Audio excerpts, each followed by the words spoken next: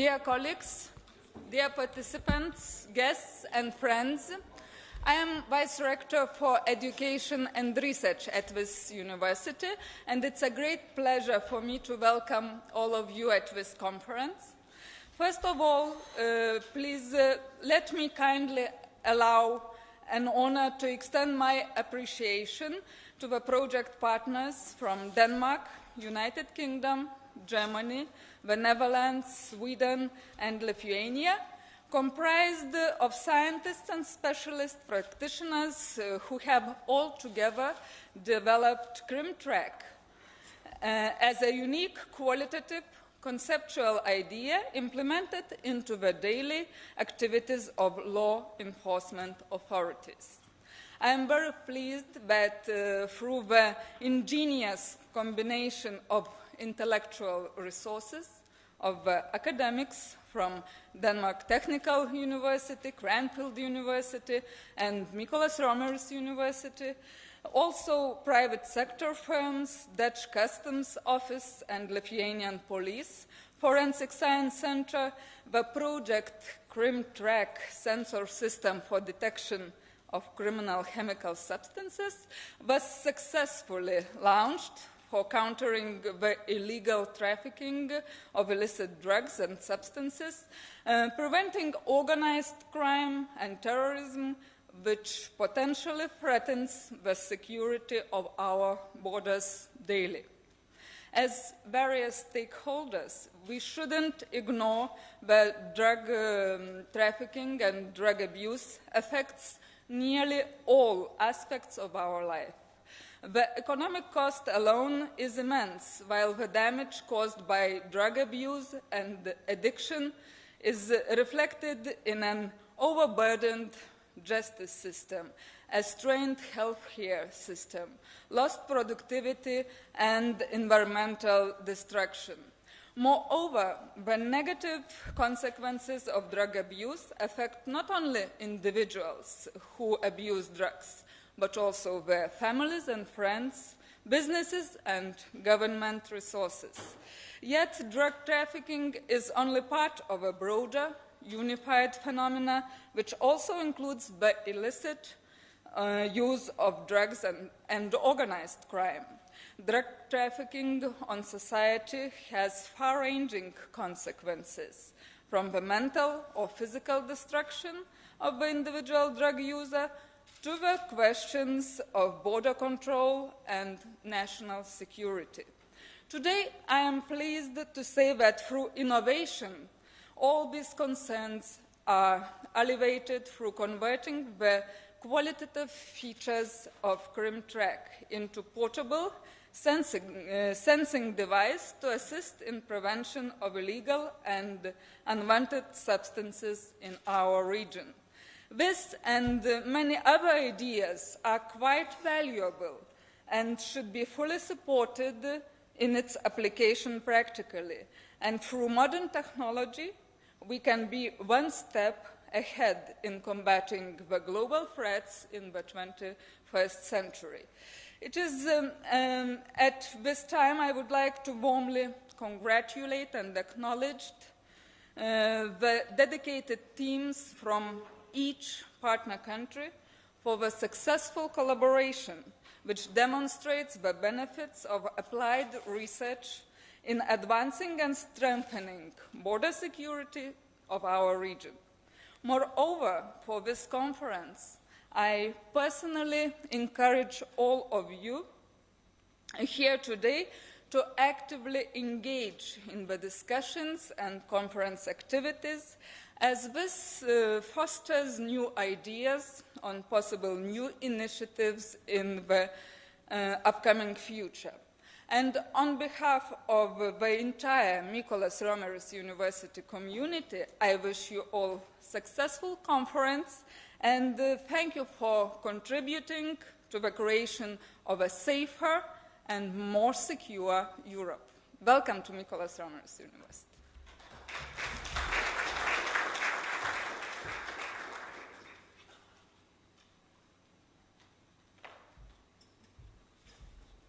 And we would like to invite for some words the head of Forensic Science Center of Lithuania, Darius Žvirinas, please.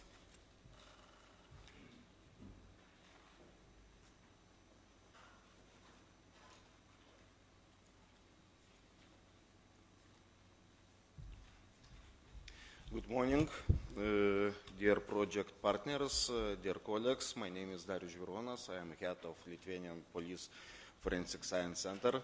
It is a big pleasure and big benefit for our institution and my colleagues to take part in his project, and jointly with colleagues from 8 different institutions to implement activities of this project and to take part actually in his conference.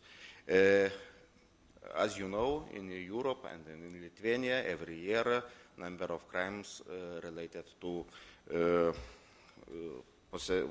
possession of drugs and explosive materials increasing dramatically. Just few numbers. Actually 20 years ago, when I started working in the police, only about 1% of all crimes in Lithuania were related to drugs. Now we have almost 4%. So figures increased dramatically. And as you know, for us, for law enforcement, it is a very important fast examination of materials. Also, identification of drugs, precursors, and explosive materials, not only in the labs, but and outside in first line. I mean, iPods, train station, and in other places. It is very important, and it is priority of public security, prevention, and investigation of crime and terrorism. Every new idea in this area is a step forward. I believe that this project is a very successful step forward, and his small step will cause a big jump in his area of science, and we will have better possibilities to respond present challenges. I would like to express my gratitude for project leader. I would like to express my gratitude for project team, and actually, and for Mykolas Riomeris University. I was student of this university, and it is very good that we still have very good place for new ideas, for new productive discussion, and I wish for all my colleagues, I wish for you good success, good discussion during session of this conference. So thank you very much, and wish you very good productive work. Thank you.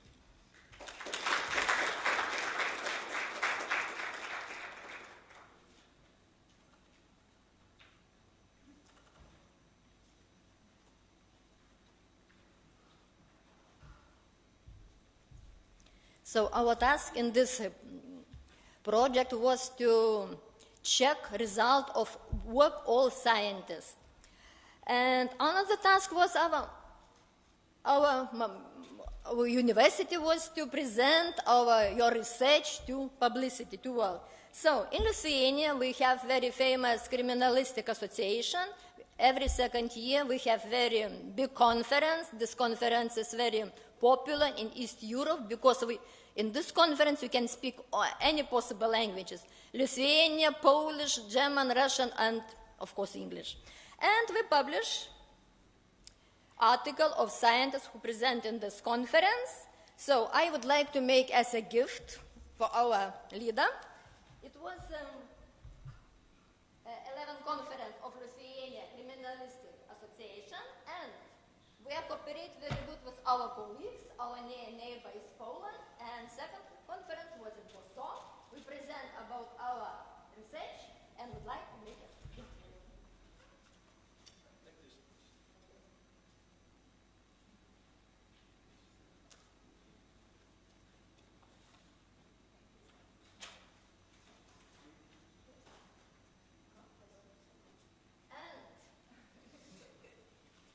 Under the university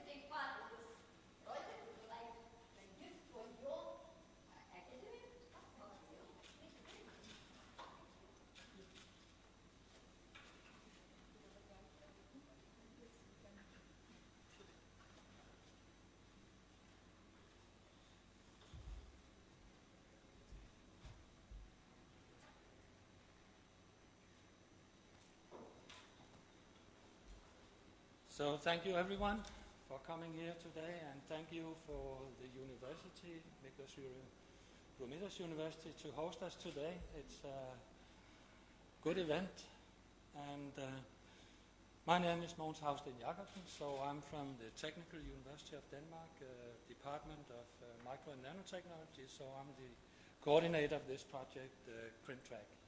So I'll try to give an overview of the project background, and some of the results today. After I've done my talk, Laustsen from DTU Compute, so is also a DTU person, will give a short introduction to the machine learning approaches that has been part of the project. And finally, you cannot see them right now, but we have 2 prototype instruments we brought here, and we will put them up here, and there will be a chance to go and have a look, and potentially maybe a live demonstration of a detection event as well. So right now I'll just continue.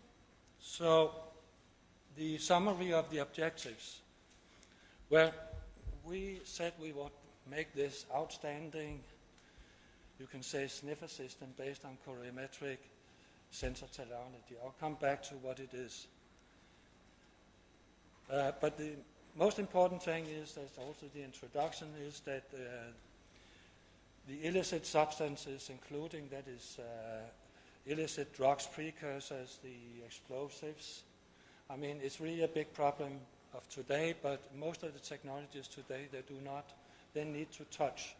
In most of the instrumentation, they need to take an actual sample, liquid or solid sample, and bring it to an instrument and analyze. In our case, our objective was to try and develop this, a sniffer mechanism, you can say an artificial dog that just analyzes the vapors, what is in the vapor. Okay, I would like to introduce to all the partners here. So the Technical University of Denmark, we are the coordinating partner. We have a very good partner at Cranfield University. Richard Ossi is sitting there. So that's at the Defense Academy at the United Kingdom, located there at that campus. So it's a safe place to handle explosives and other dangerous things. We have 2 German companies located near Munich. So we CRIM-TRACK doing the actual sniffing part, that is how to take in the air samples into an instrument. We have ProDesign, they are also here today, mostly working on actually putting the instrument together, so we, instead of have different parts, then put it together. And very important also, they have designed and made all the outlay of the electronic systems, most of it. Thanks. Gamma Data, also present here. I don't see, Lars is sitting there. It's been responsible for the optical system. It's not that trivial just to take a picture always, so that's what I learned throughout this. So thanks, Lars, for participating. And then we have the end users, the Dutch Customs, also present today here.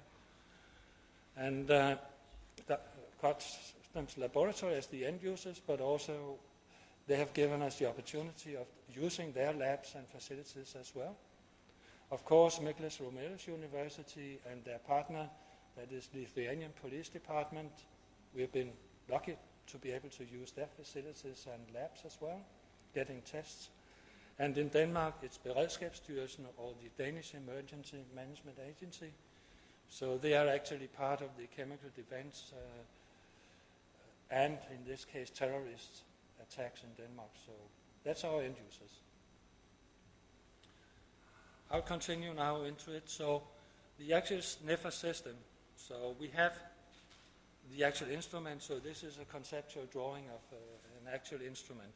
So we have the actual things with us today, but this is how we look like. So that's something there. There's a wireless communication, or of course you can plug in a cable. It should be a battery driven or by mains or something like that. And then we somehow also have needed the air sampling system. How do you actually get some vapors into our system? Then we have another important part here, what we call the monitoring station, which is mainly a software that interprets results. So it's user independent interpretation of the analytical results. So the actual officers in the field should not worry about that. Depending on the setup, then this monitoring station can actually service, you can say, many of these portable instruments that can be brought around, or you can just have one. And within the central part of the system is these dies that we have here. So you have a chip inside a cassette, whatever, with some dies, and they are the responding sensor parts of the system. But why the artificial nose? In the afternoon there will be another artificial nose. Show about that technology, but anyhow it's quite important. So this is a picture of what we call a prototype 2, our system, or we also call it the White Horse. But this is the sensor system, and you can use it for many things. We have worked up here mainly, but in my time, we have done explosives, we have done using the technologies for precursors, illicit drugs. We also done this on food freshness, for example, rotten fish, or how fast actually this type of technology can detect it before it's too late, actually. It's very sensitive. And we also done it for water, qualify water qualities, and using the same technology for that. It's not part of what we're doing today, just that we can use it in quite a broad sense, this type of smelling, for many purposes. So what we are doing here is not something I found out. I read it also in the literature, but it actually means that maybe you think that colors do not change really, but they do change, and they change depending on the environment they're in. And they can change quite fast. And the way to analyze it, the simplest way, that is taking two pictures, one before and one after you have exposed it to something. In this case, it's actually an explosive, and then try to calculate what has happened to the colors and then visualize it. This is a false color visualization, but just means that this compound here has a strong change in all channels. We take it, of course, in 3 channels, red, green, blue. You could also take the spectrum. And then if it's black, for example, up here, that's a non-responder. That's a simple way of visualization. And then why do they change color? We also all know that light damages colors. You get bleaching, heating can do it. There's a lot of things. Some of the important things that we are using is solvent polarity. Could also be ions, but definitely also pH.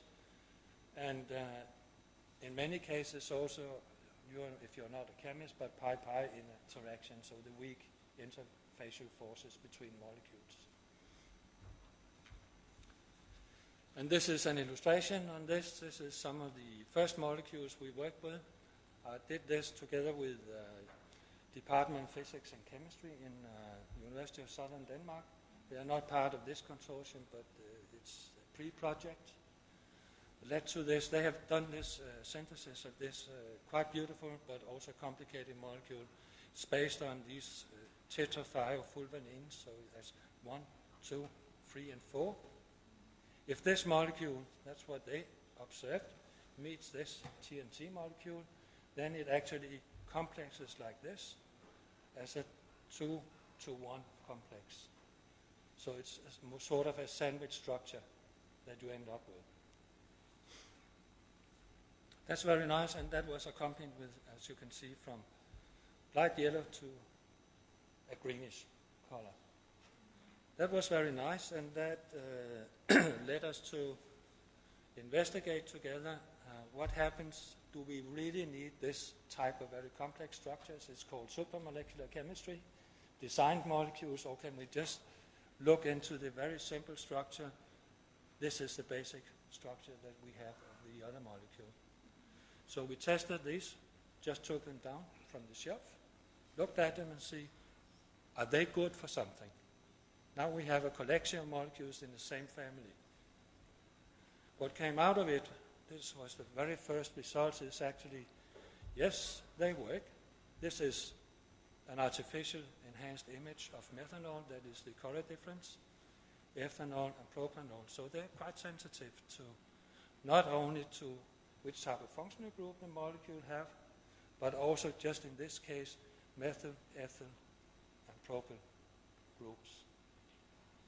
So that actually, for me, well, you can also see we have DNT here, and we also see that there is a temperature response you have to compensate towards.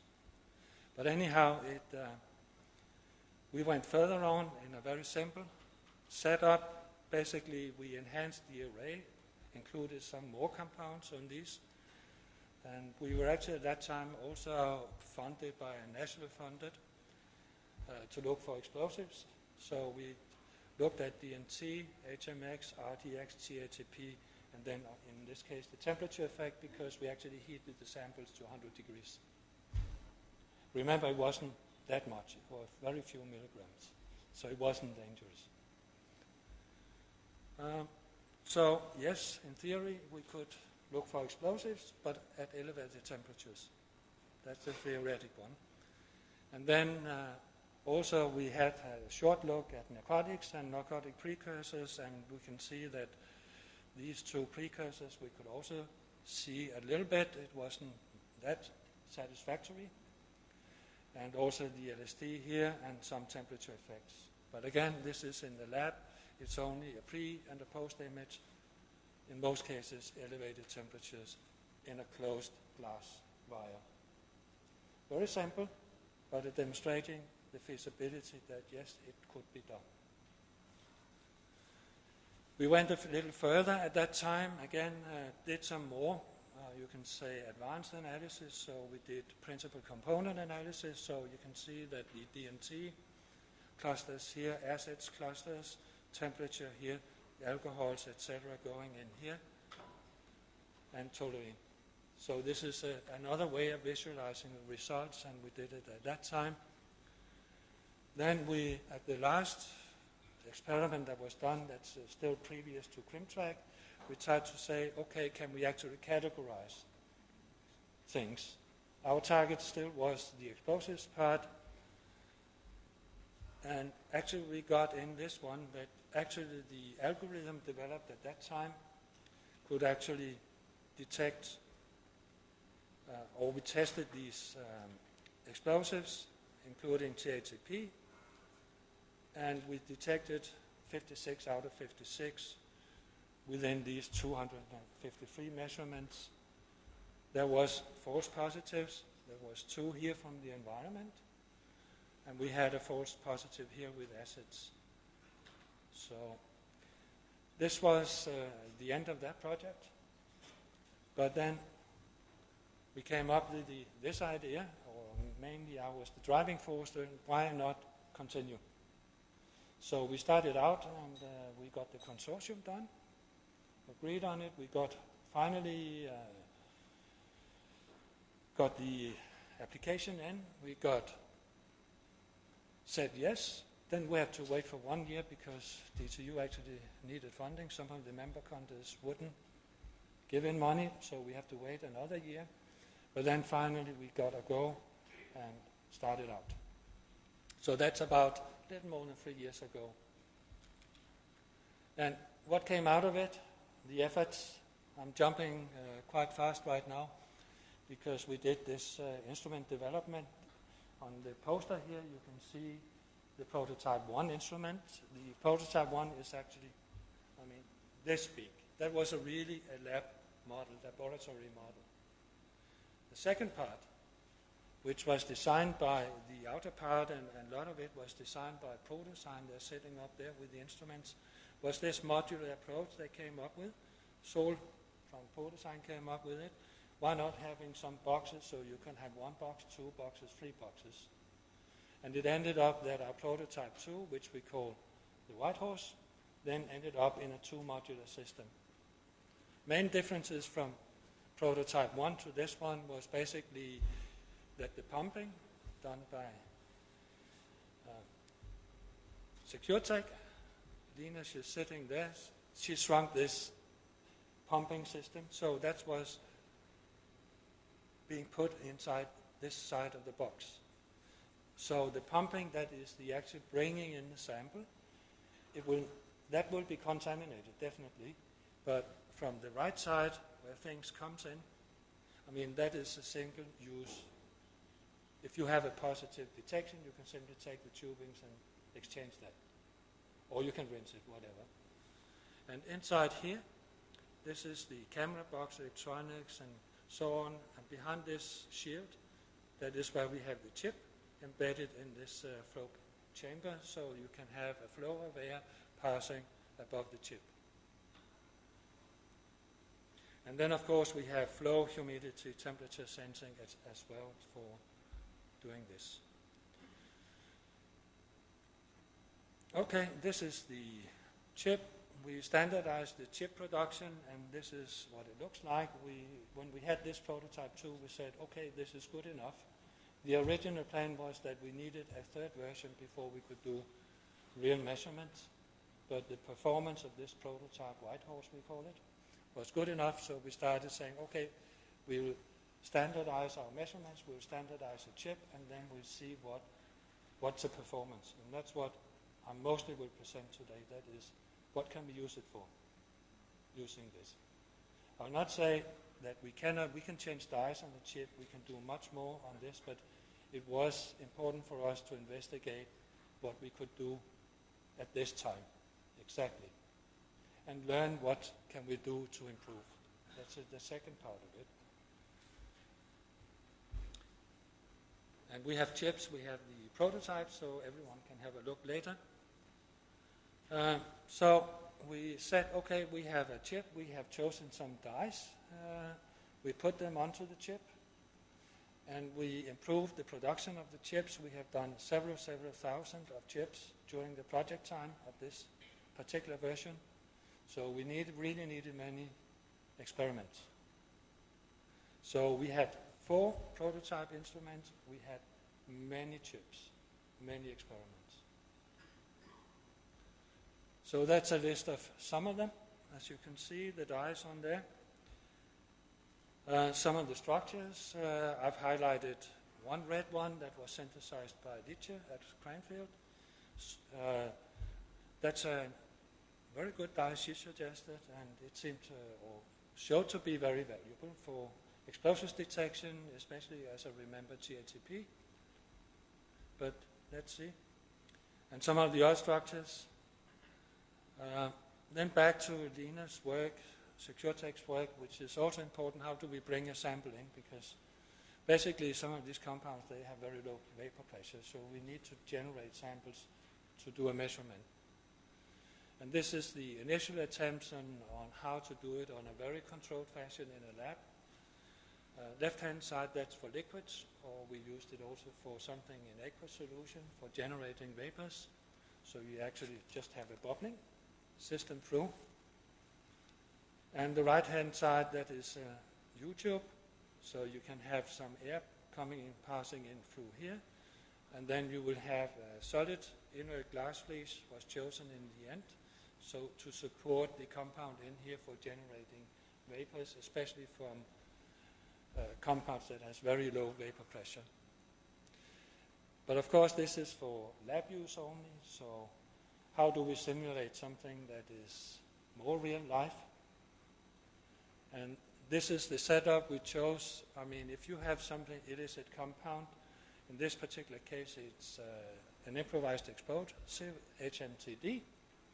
So we have a small portion down there, it's a white powder, in this weighing tray. So it's 50 milligram in this particular case, and we place it into this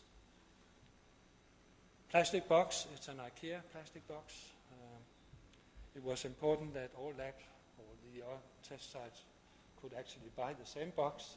But anyhow, it simulates, for example, a rucksack or a small, whatever, container, in this case where you have hidden some illicit material.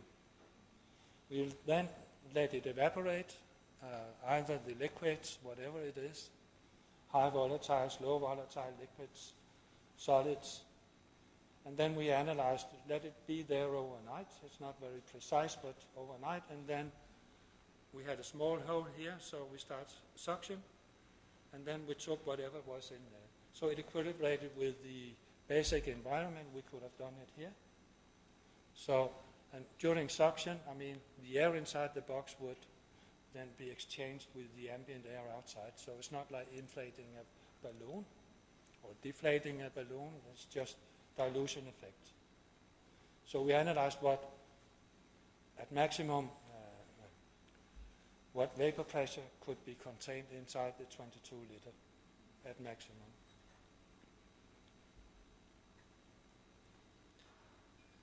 Okay, one of the other things that we were trying to do was not in a small container, you can say a small whatever, packing or rucksack, or then what about container trafficking? Dutch customs are very interested in that, so we also tested how could we actually sample from 10-foot container.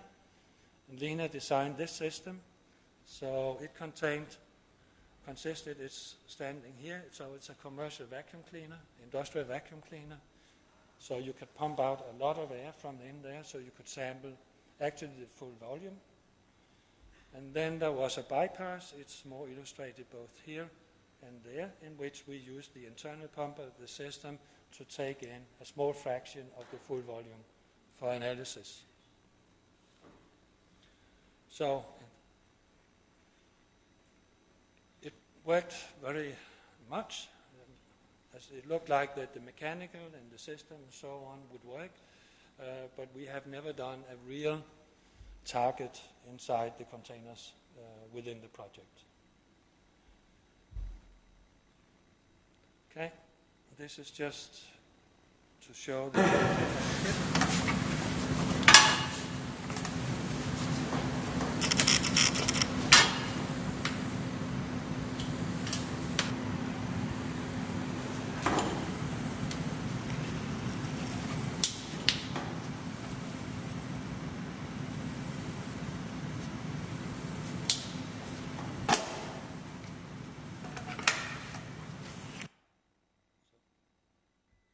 it's a click-in system on this prototype, so it's magnetically, you can hear it here when we got the speakers on. And it's a very nice design, so it's quite easy when you have this in a cartridge fixed. Then we have been working a lot, and now we are coming towards part of the monitoring station, because we need to transfer images into something that makes sense, that is numbers. So what we're actually doing is, when we do an analysis, we have, during the project, looked at the kinetics, actually, what happens over time. So we do 5 minutes. In the case of a big 10-foot container, we chose 10 minutes. This was within what our end user said was the maximum time allowed for analysis. So we chose that. And then, instead of just making, say, a 1 or 2 minutes analysis, then in each case we did the 5 minutes. You can always go back and look at what happened after 2 minutes or 30 seconds. So we chose that as a good choice and standardized it this way. And then also we needed some software that can extract the information, because you get a 24 megapixel RGB image every 15 seconds during these 5 minutes or 10 minutes, so it takes a long time manually. So this software do this job, so it's extracted all the information with each individual image, calculating the difference between the first image you choose to be the first, and then the consequent images, and then converts that into numbers that can be read, for example, by MATLAB or in an Excel sheet. Further on. What it's actually doing is that this is a grid fitting first of all, because when you put it, you saw how you put in the chip, but we don't know what's the adjustment. It clicks in, yes, it's nice, but first of all, you have to adjust the grid to be sure that we have the grid at the right side place. That's step number 1. That's done automatically. And then we assign a great location for all spots, even for those spots. If you have a weak spot, if there's a bad contrast, then it's hard to find it. But still, it's assigned. It could also just be the background. We have empty spots as well, or places, which assign background. And this is the real image. And then we have some regions inside all the spots of varying quality. Formulating these, dyes are not really very well soluble in most solvents. So there was a great effort in taking, in this case, initially 65 compounds and then taking these compounds and make them an ink that you can actually deposit like an inkjet printer in a good quality. And there was many other technical challenges, but still we have this one.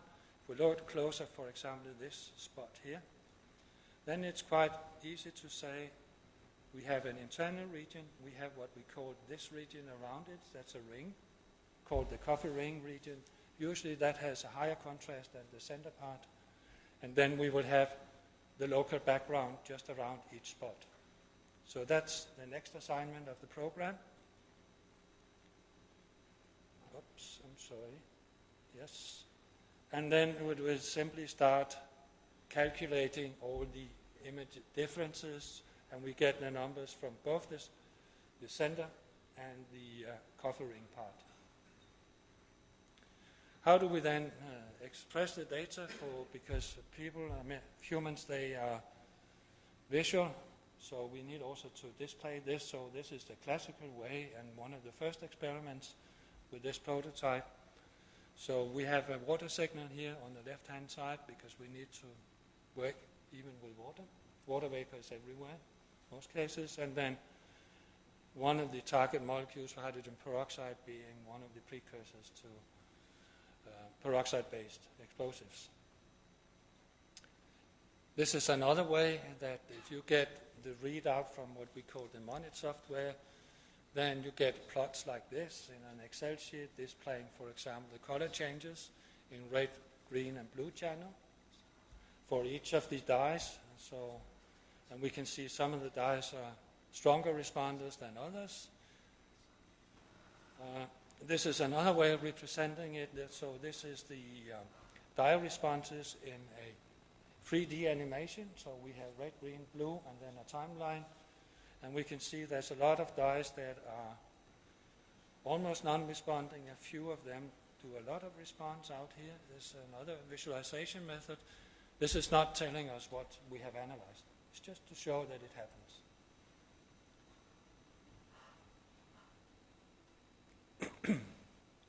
I will just jump to the other one. And this is an illustration that for each individual analyte, we try to detect. It's only a few of the dyes that are doing the response. And some of them do no response at all or very little. So that's the very important part, is that we need answers from multiple dyes to detect a single analyte. That's where the machine learning comes in. That's the data analysis. This is not something I can do. I'm a chemist of background. That's quite nice. I like to see graphs like this. But I cannot tell from raw data, even the interpreted data from, I would say, if we get a plot from Excel, I can try and guess, but I'm not very good at it. So we need something more intelligent than I am, at least in looking at all this. And so that goes for something else. That's now, again, we go back to the newer data from the PCA analysis, just to say that how do we actually cluster? So dry air is clustered here. So we have decreasing humidity. Humidity is just water, so it's the dilution of humidity in this direction. So it goes to the dry. And then we again can separate very clearly hydrogen peroxide up here. And then diluting that with dry air, it also moves in this direction. So it's a visual way that you can do some pre-processing of the data to get more information out of it and interpretation. Or you can do this one. This is a more advanced way, so that's not me doing that. That's some of these computer guys. So they classify like this way how many. Now we have a number of drug precursors in some of the initial attempts with it, and how many times can you do a proper classification, and we can actually see that we misclassify, for example, up here, definitely. So we need a lot of data to be sure about how confident are we in the classification. This is made based on a limited number of experiments, so we don't have a percentage on. I mean, this might just be 1 out of 4 missing. So that's a lucky day, maybe, maybe not. So we need more data. So what have we then been doing? Now we had the instrumentation, we could make a lot of chips. We had set up how to do our experiments. So, and if you look at this, what the data extraction pre-processing was done. That's the program I showed you. That's done. It was automatic now. It works. We have looked into experimental factors. We did the design, how to design experiments to train really on the classifier that simulates something that is closer to reality. And then we went here. That's what we call the bulk experiments. That's doing a lot of them at the different facilities. So we had 4 workhorses, I can also call them, and we collected data at the various test sites for training the classifier. That is the computer to input. I will come a little bit back on that, and you will get a little more on this type of training or machine learning approach. And then we needed to do this, part number 5, that is actually see how good are we in the test, and I will show you preliminary results on how good are this classifier in 2 cases. So machine learning acquisition of data, so I will show a little bit about that. So we had some initial target molecules.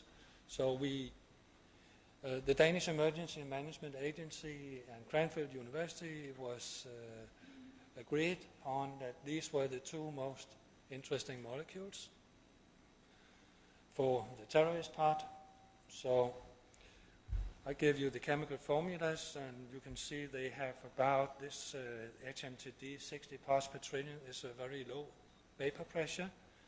Or we have this one over here, it has a slightly rather higher vapor pressure, should be easier to detect.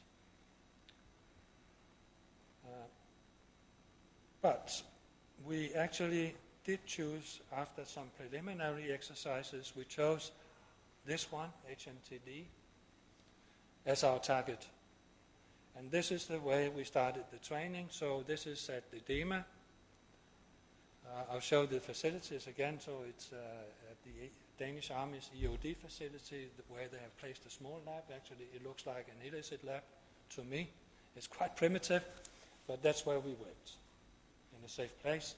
And this is how we did all the experiments. We bought a lot of these boxes. We put all the explosives in there, all the controls that we thought we wanted to do, and started analyzing them in the campaigns. In most cases, we did 6 repetitions per compound per day, and we did about up to about 42 per day of these box experiments. And then we started to look at it. We needed also some intermediate evaluation. We couldn't just wait for, well, having done 500 experiments. So again, is it working? And I can show you something that one dye, which we called SP5, this is an example, and you can see this is the time if we expose it to hydrogen peroxide. Then we have a very strong signal after very few seconds. So we also have a good kinetic statistics here that hydrogen peroxide is actually very fast, and we can detect it very fast. But also we have the HMTD here. I mean, the amplitude of the signal change is not as strong, definitely not, and the kinetics is lower. But I'm not so much worried about that because we have that much lower vapor pressure. So it's very clear as a chemist, on at least if it's just this, I have to look at that we can distinguish between these, and then we can, well, we don't confuse it with the acetone, we don't confuse it with something else. And then again, the PCA analysis, that look at the HMTD, they cluster quite nicely out here. And another dye here, SP6, there we have another thing. So in this case you can see that down here HMTD, that has a decrease in intensity in color, while the hydrogen peroxide has an increasing one. So it's just to say that one dye is not enough. Now we have two dyes. And if you take this together and cluster them, that's what Jan will say something more about. But we take in all the information. Then there should be enough, hopefully, to do a true detection event and tell how good are we in a detection. How many false positive negatives and so on. Give the statistics behind the detection, not just nothing. So this is an illustration. I will not go into it, but instead of what I've been showing here, so we have everything about here. This is all the information. So but there's 25 dyes, and we have 3 colored changes. If we don't only take the first and the last image, that's the only one here, not the kinetics, then we have a 75-dimensional vector. And then you can start clustering out here. I don't want to do this analysis, not in my head at least. 2 plus 2 I can do, but not this. So then they go in using the machine learning and trying to find the fingerprint for each of these targets that we are training on. And then creating, in this case, an HMTD classifier or a hydrogen peroxide classifier, so we don't mismatch them. And then, now I'll move to the final part of my talk, then I'll finish. We have the validation part. So we did the initial thing, we selected targets. Now I'll show you on the HMTD, that was our selected target for sort of a validation experiment. Again, it has a very low vapor pressure.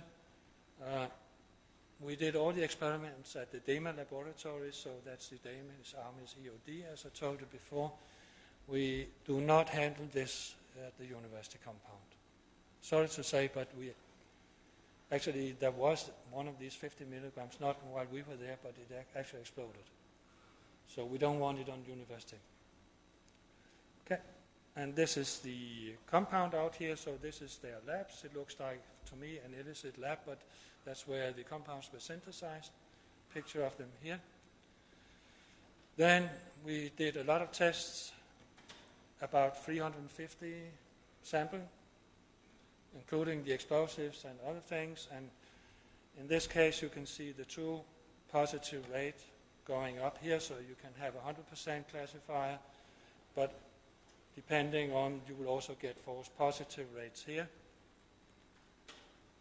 And this is what we actually did. So we had some HMTD samples, 2 different batches.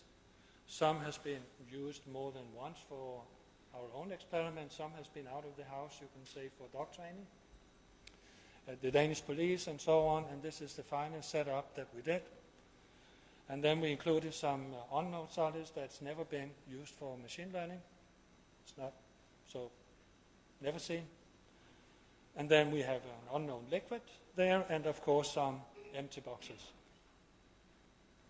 And the results, I've tried to summarize it here, and that is the initial summary of the results. I just got them this Monday, so I haven't had time to think too much about it.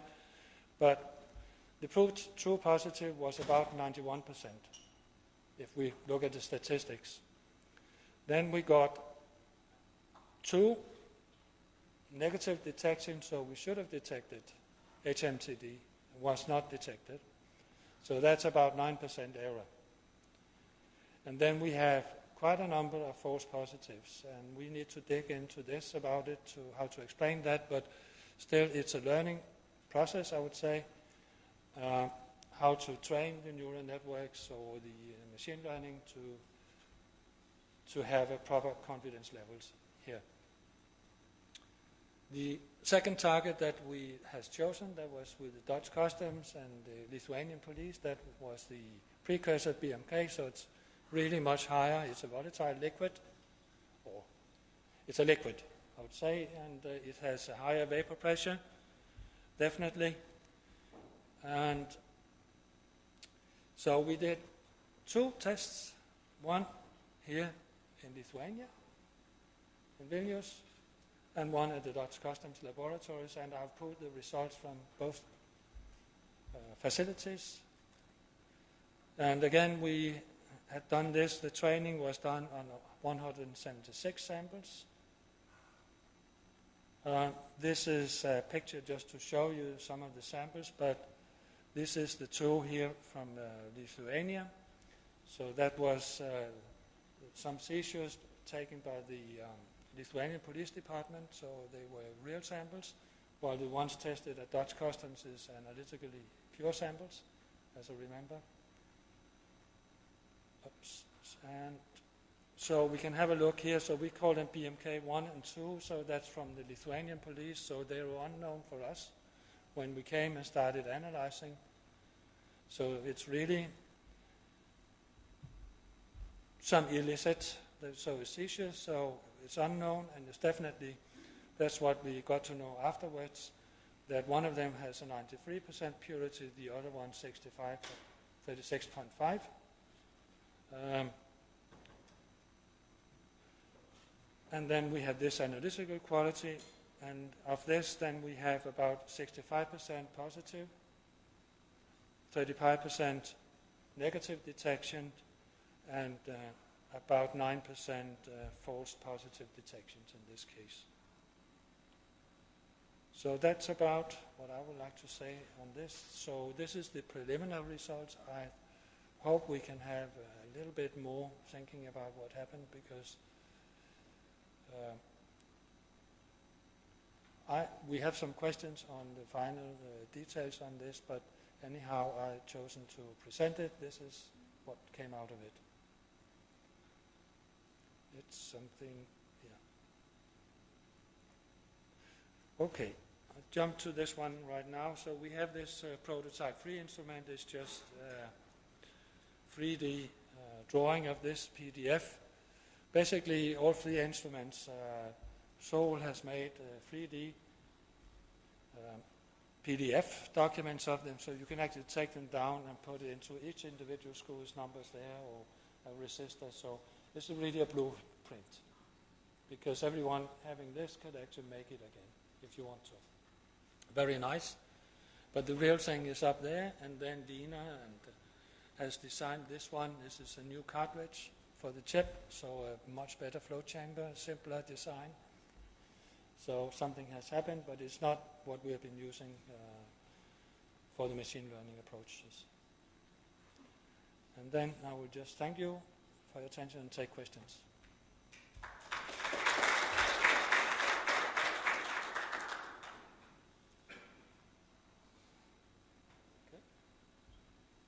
Okay, then I will ask no questions then. You're much, yes?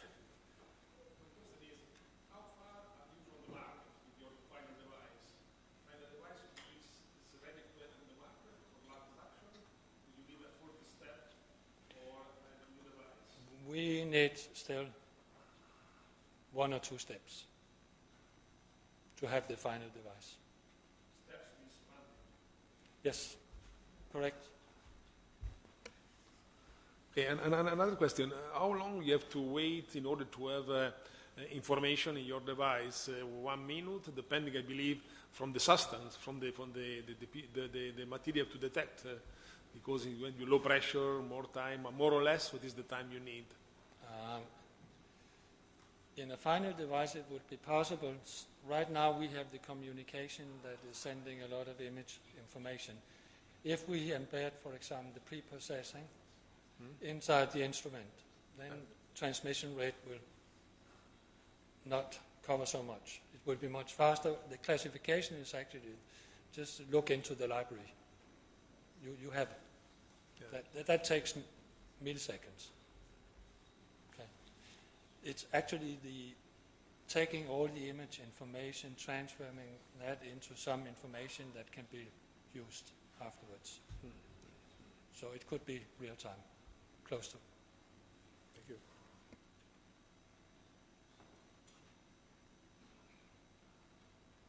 Okay.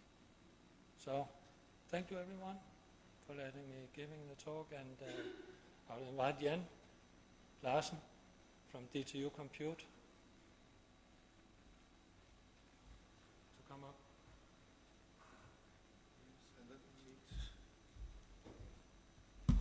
To plug something here. Do we have an HDMI?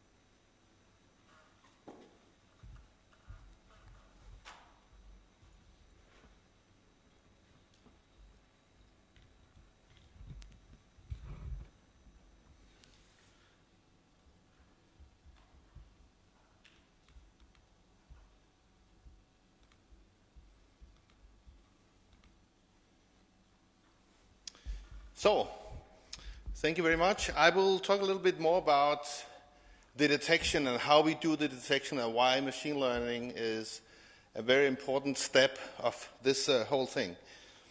But before doing that, I first of all would like to thank the whole CRIM-TRACK partnership, because actually it is a collective effort to do so.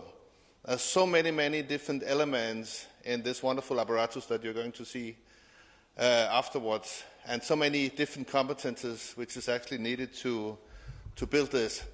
So of course, while I still believe that machine learning is one of the really important parts of the whole thing, of course I know you couldn't have done it without the building of the system. You couldn't do it without having good dies. You couldn't do it without specifying what is actually the requirements in real life situations. You couldn't do it without actually having the access to do experiments in a systematic and good way. That is what made this project very different from one of the earlier projects that Mogens referred to, where we basically just did everything very rudimentarily in the lab. So here, for the first time, I think we are very close to something which could be used in a few years' time. And everybody who has been involved in such processes know that it's this step from taking it just from simple lab experiments to the real world is actually a major step. Everything starts with a dream. And the dream that we had was, of course, based on colorimetric sensing.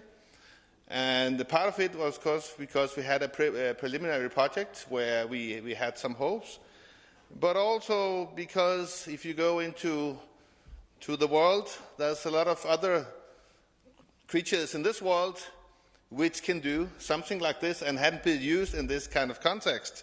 It's not only dogs which have been used for sniffing drugs and explosives, also African rats, even elephants has been talking about using in this kind of context. But of course you don't want an elephant in your room, I think, to pick an old phrase. So which of these animals do you actually think is the best for sniffing? Is it a human? Is it CRIM-TRACK? Is it dogs, rats, or elephants? CRIM-TRACK. Well, if you look into the nature of it, actually, turns out that the elephant has most of olfactory receptor genes. 1,948. We only use 25 receptor genes. That's color-changing substances in our device here. Of course, they are not directly comparable because we also use other tricks. We have different color dimensions and so on, so it's actually hard to compare. What is the basic principle? I mean, Mogens told you something about it already. I will just to recap that a little bit. So we start out measuring the colors of this chip. And just the measurement of these colors itself is a complicated procedure. One of the things that you face here, which is important, is that you repeatedly are able to measure the same color, right? Because if you don't do so, then of course you cannot generalize across different recordings, and then you will lose the hope of being able to detect anything. So the first thing, of course, is that you establish a very, very good recording system of these colors. The next thing is that you need to extract that information so you can feed it into a computer. And then there's certain little things that you need to do to actually figure out where these dyes are located, and extracting the essential information about that. That's the inner part here, because there's this coffee ring effect that Mogens also talked about. And then we also normalize through the immediate background here, because there might be some light change around the color chips also to compensate for that. Of course, so that's very important that you try to get rid of all these confounding factors as early as possible in the process. Then the basic principle is basically color change. So it's not the color itself, it's actually how the color changes over time. And that's because, but it's partly unknown, I think, actually exactly how the chemistry works. Of course, it's some kind of interaction between the color and then the target molecule that you want to detect. It's not a reaction. It's somehow due to the fact that those molecules are close to one another. Then you will see it's not necessarily a lock-in process that Mogens talked about in the earlier project where we have the University of Southern Denmark to design a very, very specific sensitive molecule. It's more that these molecules are in the affinity of one another that you see this color change. And then we observe this on 3 different color channels around some time. And actually, this is the time which sets the limit for, coming back to the question that we had for the gentleman before here, about the detection time. I think what really sets the limit is how fast these colors will change. So for the time being, we use 5 minutes, 300 seconds. But this is just to be sure that we got all out of it right now.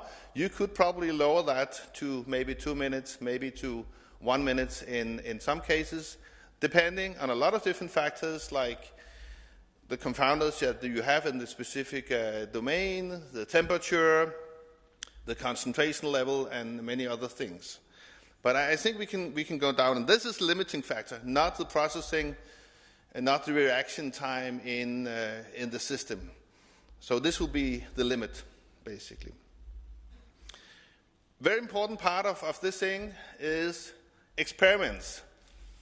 Why do you need experiments? Because you need experiments to create data. Because we don't know, we don't have any physics, chemistry which can tell us about what is the link between the color change and the presence of a particular substance. We don't know that.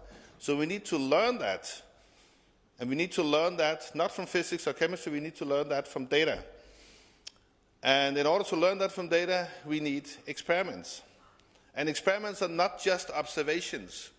It's not just plugging the apparatus into the lab and then starting doing something. So doing an experiment is actually a really, really important part of it, because when you do an experimental design, you try to take into account that you have a lot of confounding factors. You have a lot of factors which controls this environment. And if you do not carefully design these experiments, then of course you will see some change, but you don't know the cause of that change. So if you want to link that change back to actually something which is related to detecting the target molecule, then you need to do these experiments very carefully. So we spend a lot of time doing that. That's one thing. The other thing is that you need a lot of experiments, after all, to be able to come up with some numbers talking about detection probability. Just a simple example. So 1 out of 10, if you're doing 10 experiments, then you can, and you have a good detection in one of the cases, then it's 1 out of 10. But 1 out of 10 is 10%, right? So you can talk about it, 10%. But what is the uncertainty? It's big, right? So in order to talk about 10% plus minus 1%, then actually you need 100 examples. To talk about 10% plus minus 0.1%, then you need 1,000 examples, which is actually a lot of experiments. Anyway, we focused on, as Mogens also said, basically one target molecule in each of these two application domains, namely explosive detections and illegal drugs. In this case, both of them are precursors to that, hydrogen peroxide and BMK. In the hydrogen peroxide case, we mixed it with air and have different levels of concentration. We cannot control the concentration level directly, but we can control the dilution level and see if we change the concentration, basically what will happen. In the case of BMK, we made it a little bit more close to the real world, but also considering some confounding substances which naturally occur in the application scenario, like acetone, diesel, gasoline, ethanol, water, and what have you. When you look at the color change for these 25 different dyes that we have available, you cannot see it here. I picked out 2 of them, MISC 17 and TAM 4, which are some of the good ones. You can see, independent on the concentration level of the dilution fraction here, you still see that hydrogen peroxide stands out compared to water and air in this case. So that gives you an indication that somehow that the system has some degree of sensitivity that you can build on. But it's also important to again stress that no single dye is sensitive enough.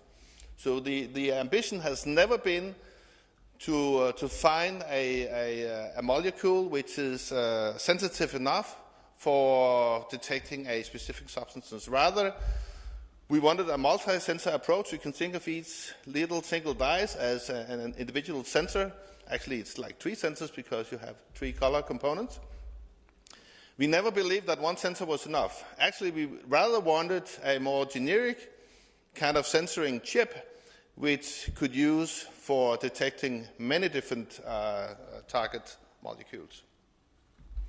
How do you do the detection then? So the basic principle, of course, was this color change over time. Now I made a more clear picture of actually how it looks like. There's a lot of noise, you can see. It's not just this very nice, smoothly curve here. There's a lot of variation here that we need to take into account, which is due to a lot of different environmental and confounding factors. So essentially, out of this, we extract from each dye 3 different color channels. That's basically a 75-dimensional vector for each case. And then basically the job of this detection is to map this 75-dimensional vector into something where, for instance, BMK stands out in accordance to clean air or water or some of the other things that we want to discriminate against. So that's the job of the machine learning, do this mapping, and we cannot design this mapping a priori, so we need to build this mapping based on the experimental data that we acquire. An example from the BMK world here. BMK is the most bright blue here alone, so you can see that's where it is in this principal component space, compared to all the different confounders that we have here, so you see it stands out. We also did experiments where we took BMK and some of the confounders at the same time. And the reason is that in many other detection systems, you might think of that you have like something like a linear mixture, maybe. Okay, if you have BMK, it gives a certain color change. And then if you add another substance, then you add another color change on top. But you don't necessarily know that you have a linear superposition kind of principle in this case. So it's not the case that if you have BMK alone, and then acetone alone, and then you have BMK and plus acetone, then you will see the sum of these color changes. It's much more complicated because you have this complicated interaction between the molecules of the individual targets and confounders, and then the dye. So that's a little bit unfortunate, maybe, and we will see in the next slide here what are the consequences of that. So the first line here, if we as training material take BMK versus confounder, so we take the clean data up here, so only the BMK and all these confounders. Then with the most advanced method that we use, which is random forest, we were able to actually get 100%, which is pretty good. And this is not just 100% on the training that we use, it's actually 100% on test data, which we should not been used to specify the mechanism here.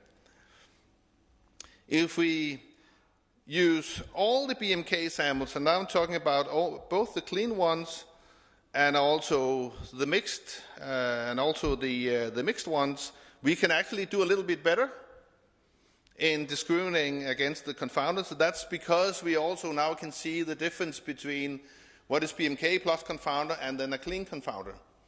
Of course, having that data available is much better than only the BMK alone and then the confounders.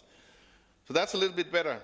But of course, the drawback of that is that basically you need data from all kind of set of mixing situations where we both have the BMK and also all the potential confounders. But what is the list of potential confounders? It could be those ones that we showed you here. It could potentially also be a lot of other things that you don't know in advance.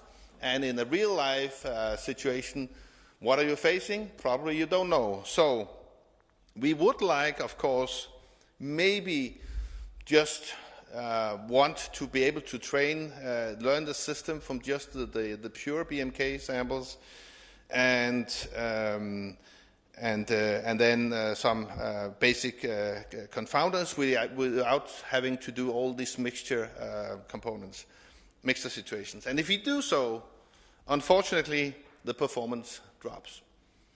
So that's what you have to live with, that a little bit less performance. On the other hand, then probably you don't have to do BMK mixed with all the potential ways that it could be confounded. Okay? For the hydrogen peroxide situation, it also worked pretty good. Again, you can see you get up to 95%. All this, what I talked about now, was the lab experiment, so that's the pre-design. And then we also did these use case results, end-use case results, to see if we do our best now, what can we do in a more realistic scenario? And this was about these detection of BMK, not in a lab, but in a box which simulates a confined space where you suck out air. It could be a container or a bag or the trunk of a car or whatever it might be. So these 100 microliters it was of BMK stayed there for, I think it was something like over the night, like 25 hours, 24 hours. My nights are 25 anyway, 24 hours. And then we suck out the air through the system, and based on 176 samples, then we were able to get these, I would say, pretty good results.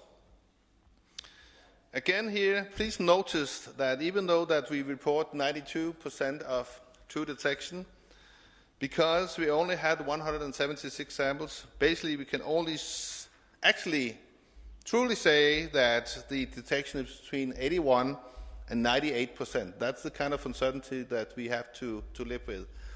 So of course, in a real situation, you might decide what you want to do. Do you just want to raise an alarm, red light on the apparatus, saying, okay, we have detected a potential risk?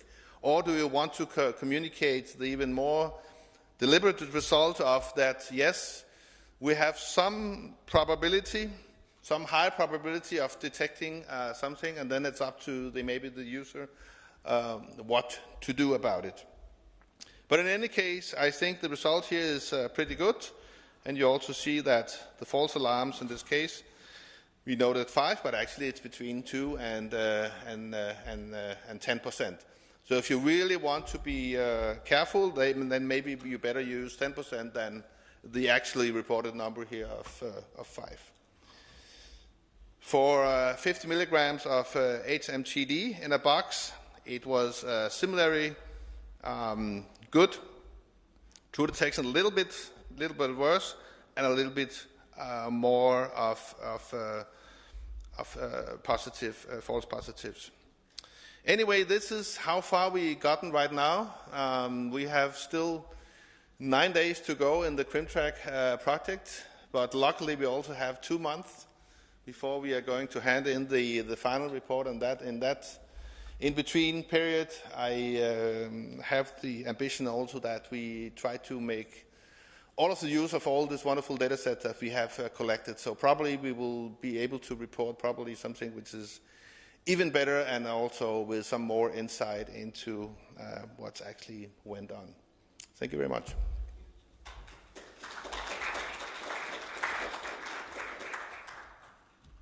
Any questions?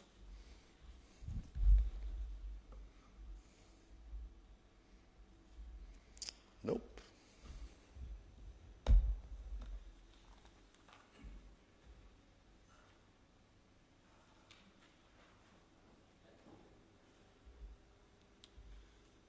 So thank you, Jan, for this.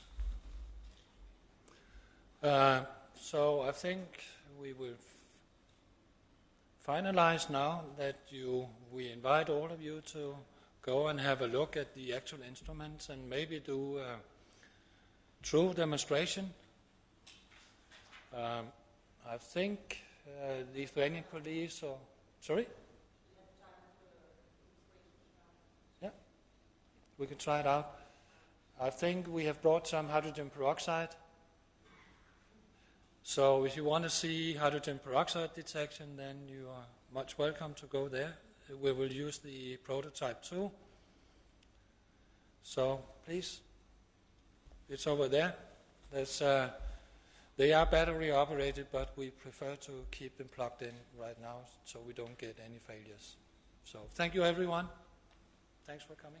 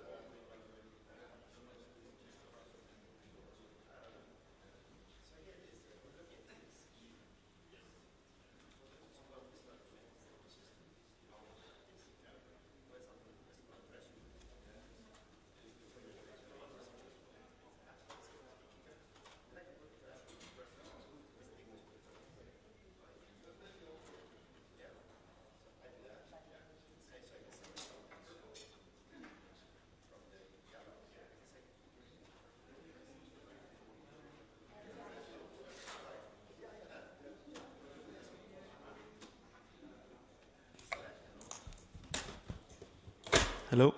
Yeah. Okay. My name is Milan. I'm from DTU Nanotech, and we're gonna do this live demo here. First thing is Paul is gonna prepare the flow chamber. He's gonna find us a new chip and put it inside the flow chamber and get that ready for the experiment.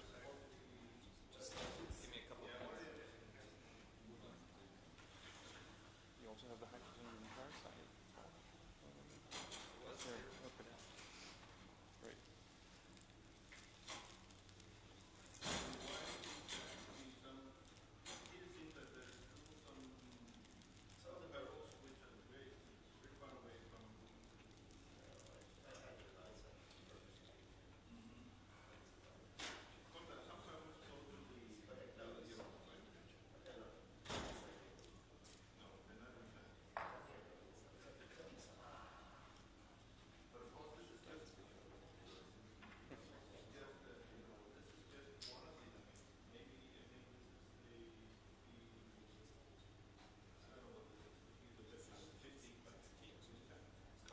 Yes, yeah, 15 by 15 spots.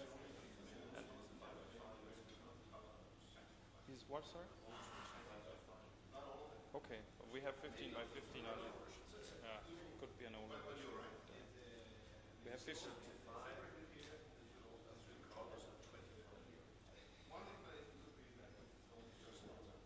What, sorry? 25, yeah, 8 repetitions of 25 dice. So that doesn't add up to the total, but then there's some spots used also for, like the corners are just used for alignment of everything. I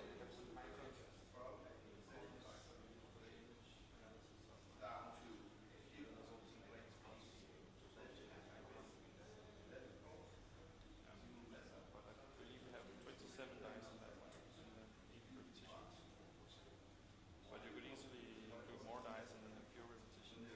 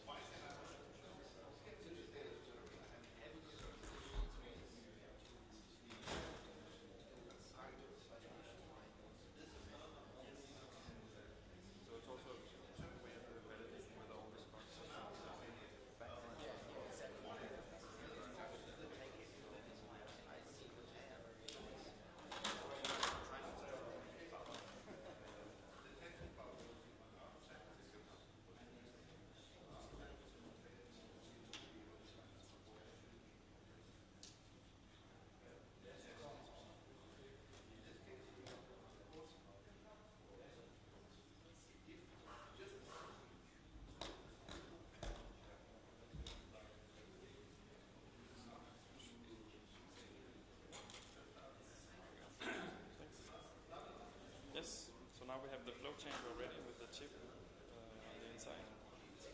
Yes. Yeah, so this is the assembled flow chamber with the chip inside, as you can see. And now I'm going to mount it on top of the white horse and connect it.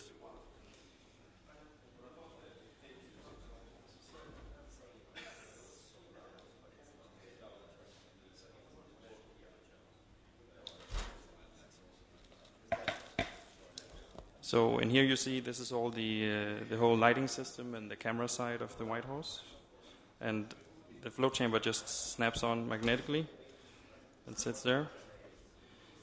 And we put on this light cover. And then we need a piece of tube. Sorry.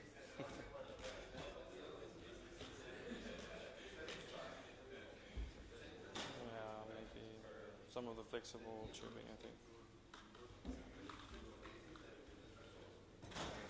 Could you maybe hold this? Then I'll start the thing.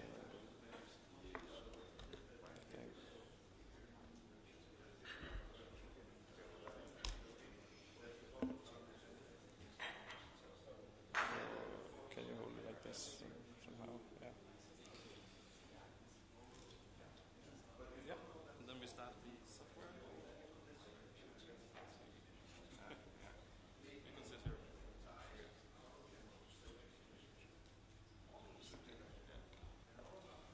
Yes. So using this software, we have basically a configuration file where we can change parameters of how the equipment runs. We can change the number of samples we do and the number of images, and yeah, basically what we want.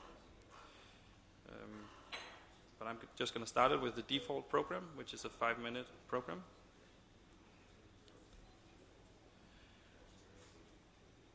And the first thing you'll do is to take what we call the pre-image. So it's the image before the analyte is actually introduced. So it's what we use as a baseline for comparing with the rest of the images. Then it asks for confirmation, and I just press enter to continue. And in a second, yeah, the pump starts, as you can hear. And now it's sucking the analyte through the tip here while taking images of the whole system. Yes. Yep.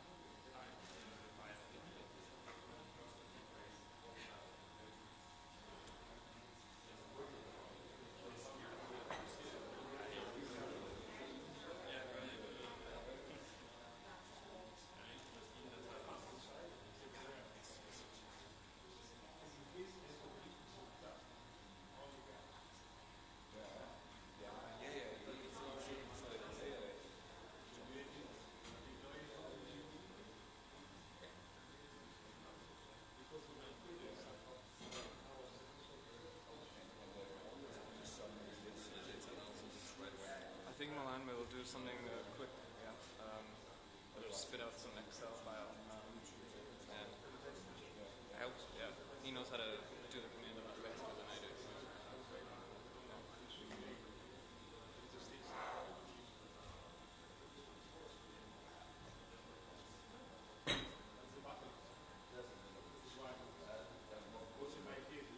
Hey, Milan, are you gonna do the Monet for Excel? The Monet program for Excel?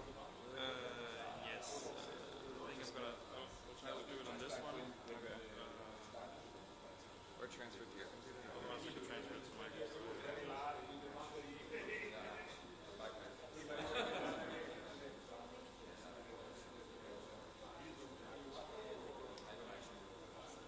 My look, I was, all the oil from my fingers got try to rub it off, but hopefully it doesn't cloud the image. I don't think so.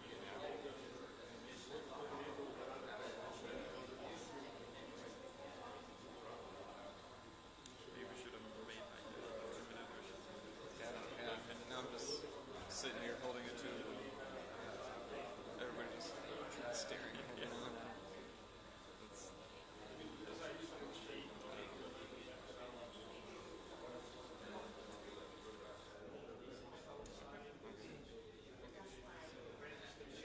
Yes, that was the end of the 5 minutes. So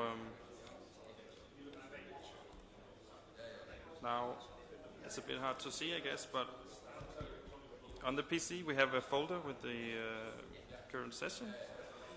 And in that we have all the data from the flow sensors, from the temperature and the humidity sensors, also the illumination sensors, and we have all the actual images of the chip itself. So that's what we use as a base for the analysis. Yeah. So this is the first image, the pre-image. And let me see.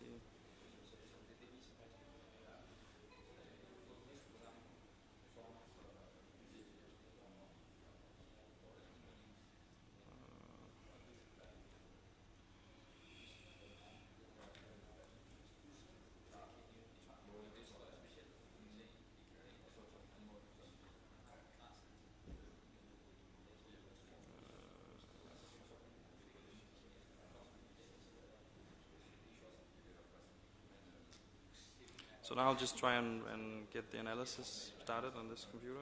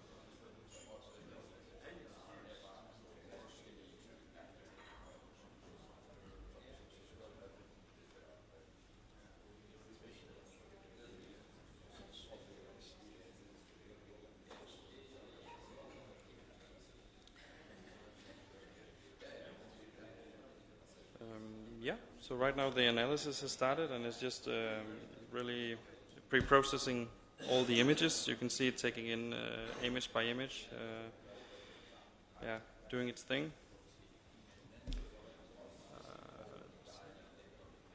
And we'll have the results in a minute or so.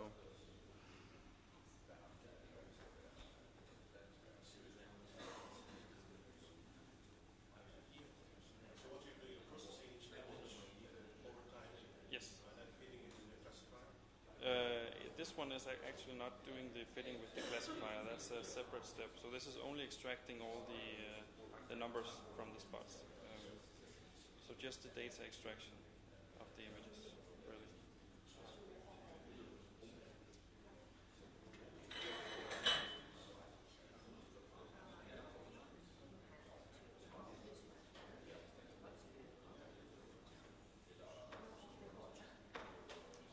Yeah, so that was it.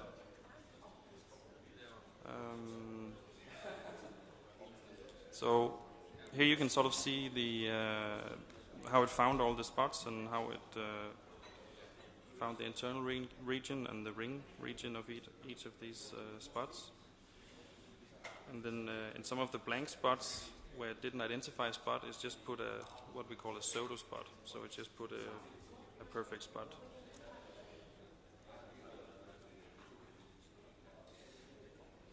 Yeah. So that's sort of a good thing to check this image to verify that it's that the whole process worked. And then I'll show you the actual data output from this.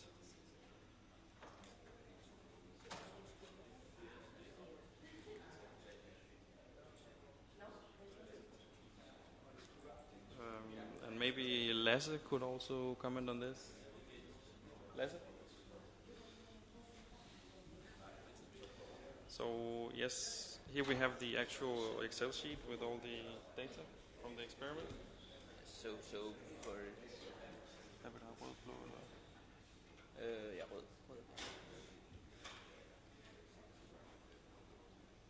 So we can actually extract the time, the color changes over time, so we can get the curve that we show. So you can kind of get this. You can actually get this feedback very rapidly, as you can see. Just to check, the experimenter has been able to check that something has actually been seen by the chip. So that's what we can very visualize in this way.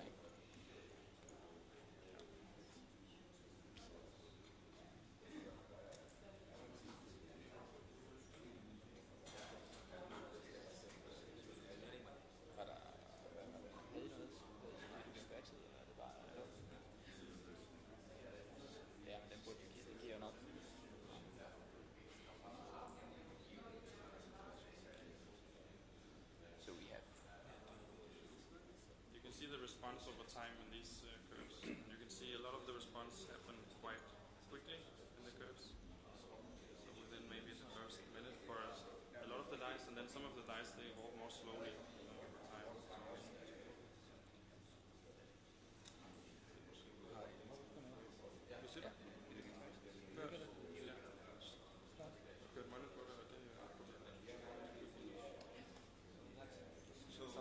When you look at now one array versus another array, do you have to normalize the data from one array to the other?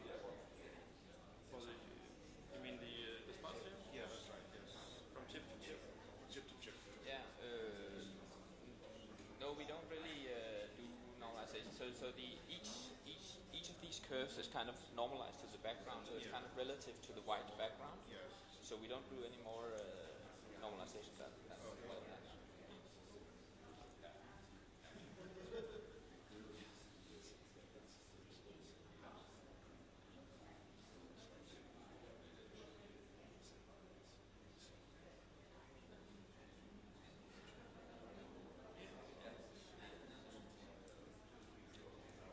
So you have constant illumination of the array?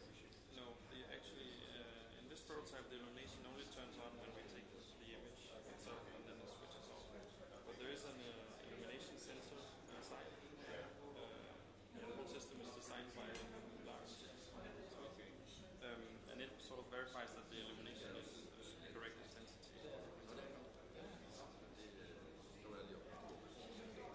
And I think, you could leave the illumination on all the time, but some of the dyes they also bleach a little with light. Yes, exactly. So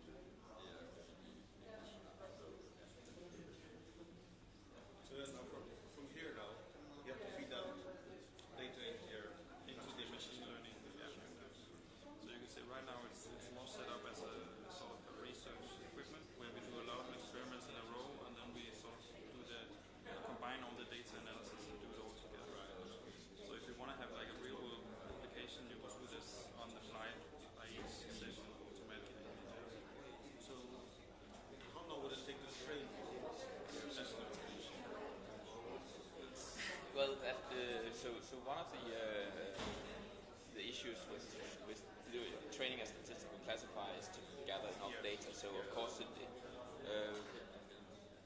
so we've seen that at least to get this high performance that we have now, we use at least 50 samples of the target analyte that we have. So of course that will take some while to generate all that data. It has been a great effort by the experimenters to generate all these data towards the end here, that we actually were able to have enough data to do this. But when we actually have the data, then the training of the model, it takes less than an hour to deploy that. We found a very robust way to train the classifier, where we don't have to kind of does it kind of automatically. So we've settled on one classifier methodology that works well, and it's able to find the fingerprint that we actually need to be able to do the classification. So.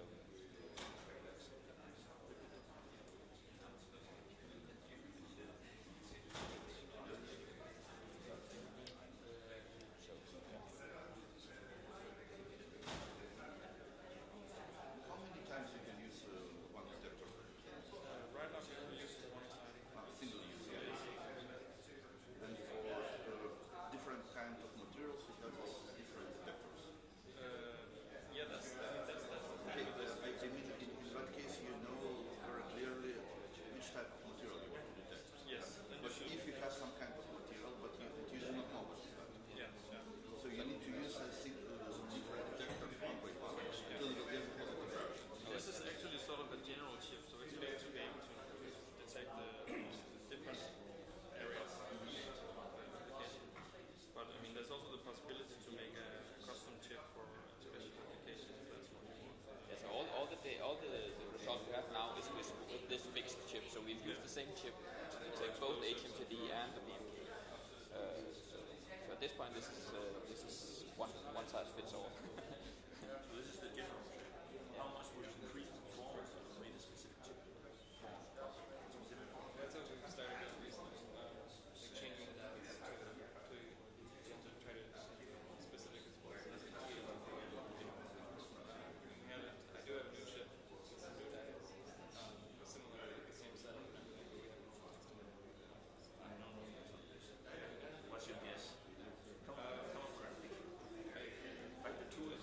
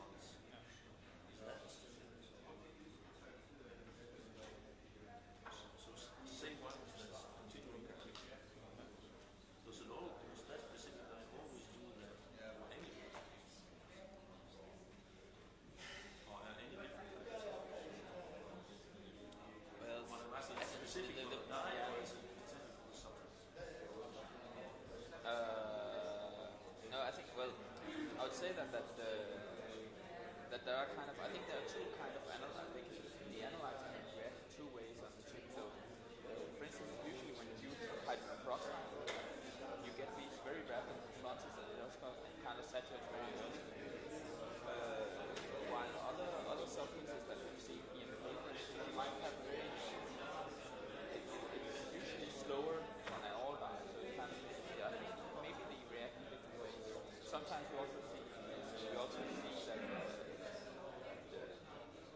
when, for instance, with BMK, we have some of the dyes grows and then it actually also starts to go down again. But that never happens with hydrogen peroxide. You never see kind of a drop again. So it seems like I think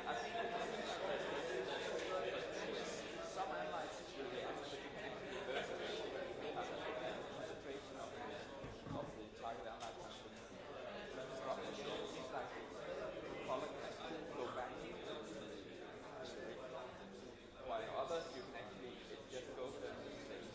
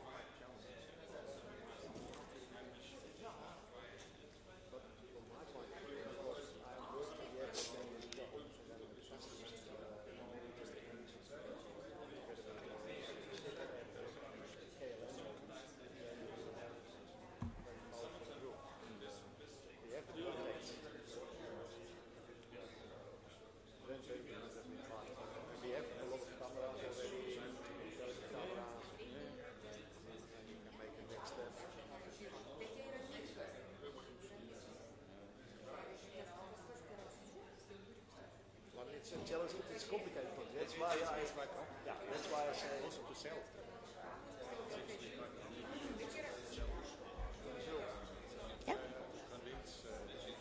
Dear colleagues, I think it's time for lunch. Or there is another opinion?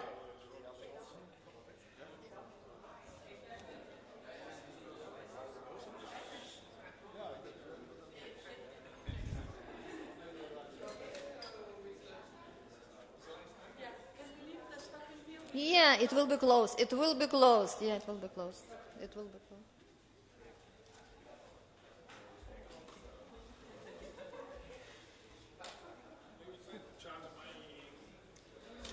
After the lunch. So, Instead I connect my one computer. moment. Instead I connect here because it's very difficult. There are movies.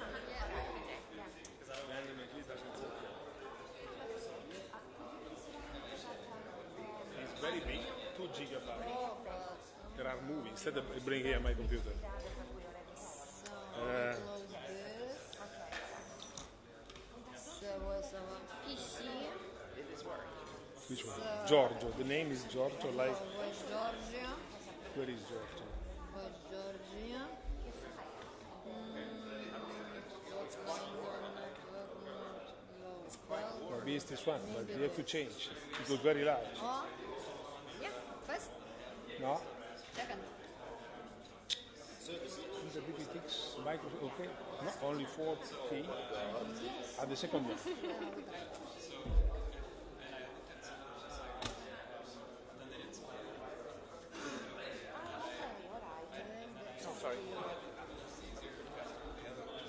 absolute meeting.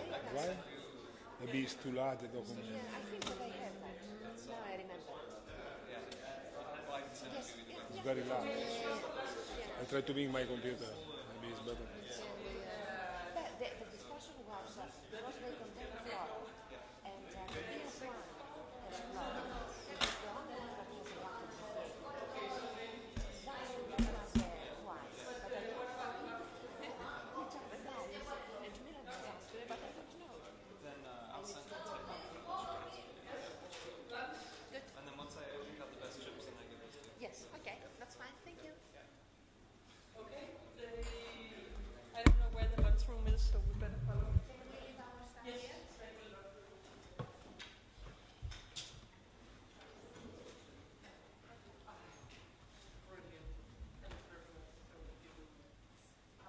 Do you know if it's an expensive manufacturing procedure? Yeah. Do you know if it's an expensive